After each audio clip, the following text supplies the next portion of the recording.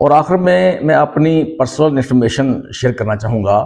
کہ ضلع قصور میں اس قسم کے جو فیک مدعیوں کے ذریعے یعنی جعلی فرضی مدعیوں کے ذریعے تقریباً 5 مقدمات درج کروائے گئے ہیں،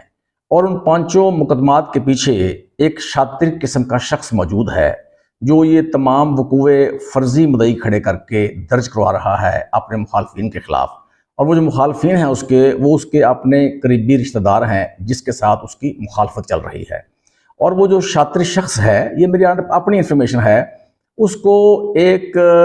حاضر سروس ڈی آئی جی جو کہ اس وقت سی سی پی او تعینات ہیں، ان کی اس شاطر شخص کو سپورٹ حاصل ہے، کسی بھی طریقے سے ہو سکتی ہے، اس کا کوئی بھی ان سے تعلق ہو سکتا ہے، اور یہ مبینہ طور پر میں آپ سے بیان کر رہا ہوں۔ اور مجھے وہ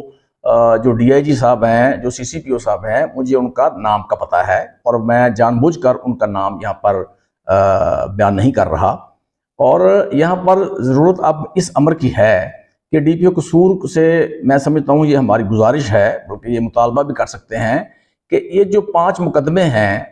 جس میں یہ تھانہ صدر قصور والا مقدمہ بھی شامل ہے، جو فیک مدعیوں کی طرف سے درج کروائے گئے ہیں، ان تمام کی انکوائری کروائی جائے، تفصیلی انکوائری کروائی جائے، اور یہ دیکھا جائے، یہ چیک کیا جائے کہ ان کے جو فرضی مدعی ہیں ان کو کس نے لانچ کیا، ان کے پیچھے کون ہے، ان کا ماسٹر مائنڈ کون ہے، اور اس ماسٹر مائنڈ کا پتہ لگانے کے بعد اس کے خلاف سخت قانونی کارروائی عمل میں لائی جانی چاہیے۔ اس کے ساتھ ہی محمد افضل ناصر بھٹی کو اجازت دیجیے۔ میری جنگ نیوز سے اللہ حافظ۔